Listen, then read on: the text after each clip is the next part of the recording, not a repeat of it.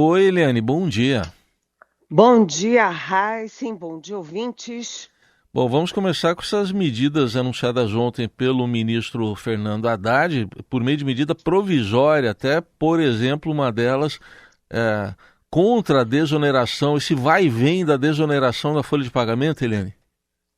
Pois é, a medida provisória que foi anunciada ontem pelo ministro Fernando Haddad foi publicada hoje no Diário Oficial da União e causou aqui furor dentro e fora do Congresso Nacional. Por quê? Porque essa medida provisória tem 3 itens, 3 frentes, e uma dessas frentes é exatamente a desoneração da folha de pagamento, que é um dos pontos de atrito entre o Congresso e o governo. O Congresso reclama, e reclama com razão, cá para nós, de que o instrumento foi errado. Por quê? Porque a medida provisória ela é praticamente impositiva, né? Ela é decretada pelo presidente, pelo governo, entra em vigor, né? E se não for aprovada pelo Congresso, ou porque o Congresso não vota, né, e ela caduca, ou se o Congresso vota e derruba, aí ela deixa de valer. Mas enquanto isso, ela vai valendo. Então, o Congresso achou, o Congresso, eu digo, os líderes, os envolvidos com a questão diretamente, avaliam que o ideal teria sido um projeto de lei para ter debates antes de começar a valer. O governo tomou uma medida assim de última hora, me parece, que é deixar a validade para abril, ou seja, dá tempo ao Congresso e ao governo para debaterem antes da entrada em vigor. Mas, de qualquer jeito, o instrumento medida provisória, em vez de projeto de lei, foi um incômodo, criou resistências e incômodos no Congresso, e a questão também da oportunidade, porque o Haddad anunciou as mudanças exatamente no dia em que saiu no Diário Oficial a promulgação da desoneração decidida pelo Congresso Nacional com a derrubada do veto do presidente Lula. Ou seja, no mesmo dia em que o Congresso promulga e publica no Diário Oficial, o governo revoga a decisão do Congresso. Então, essa história está indo mal, e o Fernando Haddad, que teve um belo 2023 com grandes vitórias, foi um dos grandes vitoriosos de 2023, entra em 2024 com um risco sério de derrota. E uma derrota que é no Congresso, mas que tem apoio de amplos setores do empresariado. Porque quando a gente vê ontem, por exemplo, já saiu um manifesto dos 17 setores, que são os setores que são recordistas em criação de empregos, né? Esses setores fizeram um manifesto recriminando a posição do governo e particularmente do Fernando Haddad. Ou seja, Haddad foi muito bem até o apagar das luzes de 2023. No finalzinho, ele abriu a chance de novos conflitos no ano que vem.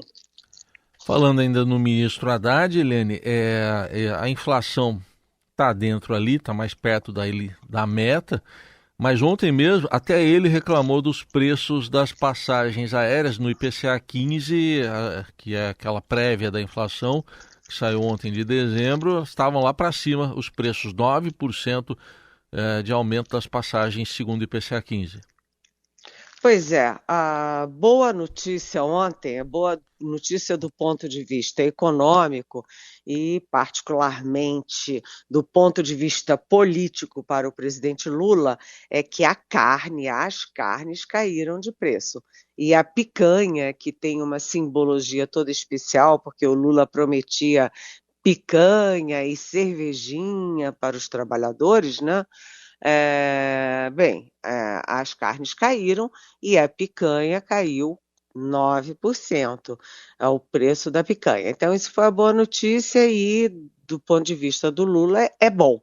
Né? É bom porque reforça o discurso dele e enfraquece o discurso da oposição. Mas, no caso das passagens aéreas, há um descontrole total, porque o próprio ministro Fernando Haddad, no anúncio, ele falou: olha, as passagens aéreas cresceram, aumentaram 65%. Gente, eu estou falando de 65% em 4 meses. E ao longo do ano, o aumento foi de praticamente 50%. A gente tem quase um cartel, né, das aéreas aqui no Brasil, porque é um país com essa dimensão toda, né, e com mais de 200 milhões de habitantes, tem 3 companhias aéreas nacionais. Isso é muito pouco, elas acertam os preços entre elas, tanto que, Heisen, se você for procurar uma passagem de São Uhum. Paulo para Brasília e Brasília para São Paulo, você vai ver que elas são exatamente o mesmo valor nas 3 aéreas. Hum. Então, isso soa, né, a cartel, preço combinado. E os preços são tem uma oscilação muito assim, estonteante, porque alguns preços, você, por exemplo, já que eu usei o exemplo de Rio-São Paulo, São Paulo-Rio, São Paulo-Brasília, Brasília-São Paulo. Você vai ver que você pode vir para Brasília de São Paulo por R$ 350, ida e volta. E, ao mesmo tempo, se você for lá em alguns momentos, vai estar em R$ 2.700. Ou seja, um casal paga quase R$ 6.000 para fazer uma viagem daqui a ali de 1h30, 1h40. Ou seja, está fora de controle e o governo certamente vai chamar as aéreas para discutir essa questão. Está muito fora do controle, tem uma questão estrutural, né, porque é essa que eu falei, poucas aéreas num país que tem muito mercado, né? Então o preço oscila muito e a questão pontual, né, que é exatamente a questão da pandemia. As aéreas sofreram muito nos anos da pandemia, porque mantiveram os seus custos, os custos de pessoal, custo de aluguel de hangar, né, manutenção de aeronave, etc., sem ter receita. As receitas despencaram porque simplesmente ninguém viajava. Então, o governo precisa entrar nisso, precisa discutir isso, até porque está impactando o IPCA, ou seja, a inflação, que é um indicador macroeconômico com muitos desdobramentos na economia, principalmente na questão dos juros. Eliane, teve um tema delicado deste ano que não foi para frente, a regulamentação da internet. E aí, fica para o ano que vem regulamentar o que está sendo o paraíso das fake news? Pois é, Heisen, esse assunto cresceu muito agora na reta final de 2023 por causa da morte de pessoas que são vítimas das fake news da internet, né? Então a internet cria fake news, a pessoa é engolida por aquele redemoinho, não tem como reagir àquilo e acaba, inclusive, tirando a própria vida. Ou seja, isso chamou muita atenção, mas não é só essa questão de fake news com com as pessoas comuns, os cidadãos e as cidadãs, mas também com os políticos, com os jornalistas, com os diplomatas, enfim, é uma coisa assustadora. E tem um projeto que é do senador Alessandro Vieira, de Sergipe, que passou pelo Senado, chegou à Câmara, era para ser votado em maio pela Câmara, mas o presidente da Câmara, Arthur Lira, percebeu que, se fosse votado naquele momento, ia perder. Então, ele tirou da pauta.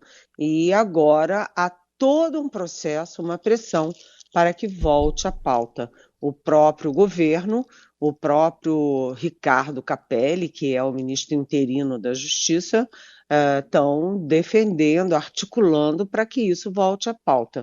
As fake news são fonte de golpe de Estado, são fonte de desestruturação de carreiras, de casamentos, enfim, da vida das pessoas, e não pode correr solto, né? Como é que a internet cria um robô que fala uma fake news e aí vem, sei lá, 1000 robôs distribuindo essa mentira e prejudicando a vida, as carreiras, enfim, das pessoas.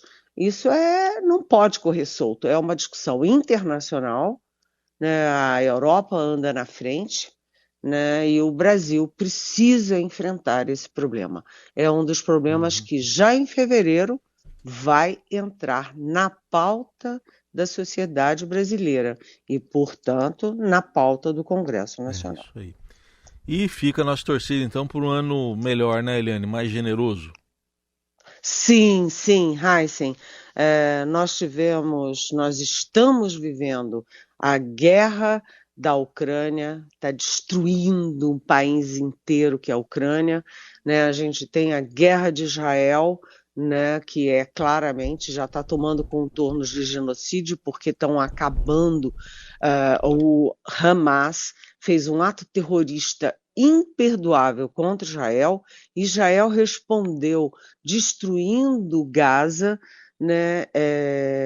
E agora a gente tem também aqui no nosso continente, né, o Milei ameaçando endurecer a política na Argentina, inclusive com proibição de manifestação, de liberdades, e ao norte, ontem veio aí o anúncio de que o Nicolás Maduro da Venezuela está aumentando a tropa ali na fronteira com a Guiana, porque a Inglaterra mandou navios para cá.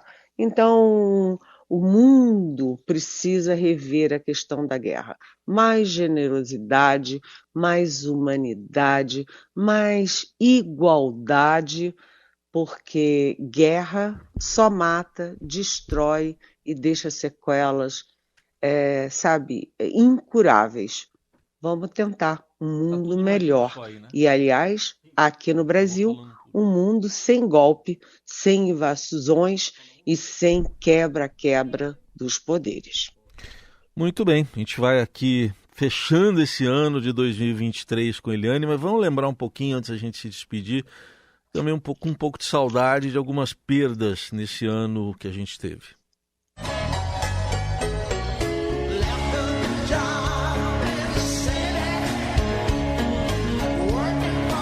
Uma delas foi essa aí, Tina Turner. A gente está ouvindo ela cantando Proud Mary.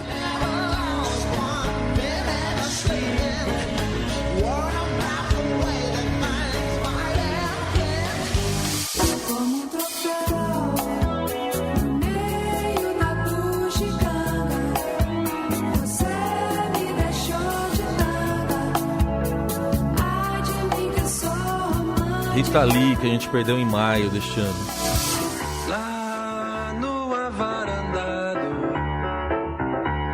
Na luz do meio-dia, um segredo nos teus olhos. A Rita Lee que a gente ouviu foi com Mutante, e agora a gente está ouvindo João Donato, outra grande perda, Flor de Maracujá a gente está ouvindo. Just like the guy whose feet are too big for his bed. Burt Bacharach, Raindrops Keep Falling on My Head. Raindrops keep A cena da bicicleta do filme Butch-Cassidy de Sundance Kid. Fly me to the moon.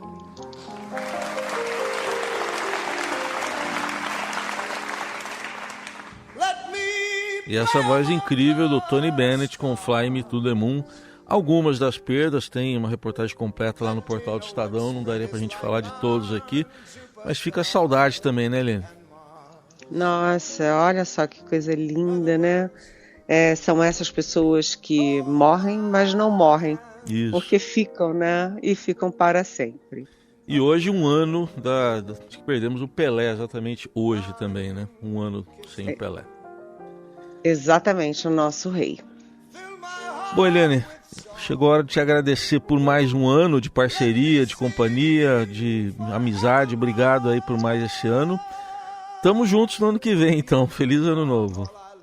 Feliz ano novo para você, Heisen, meu amigo, meu companheiro de todas as manhãs. Um beijão para nossa Carolina Ercolim. Beijão para Laís, para o Moa, para o Igor, para o Nelson.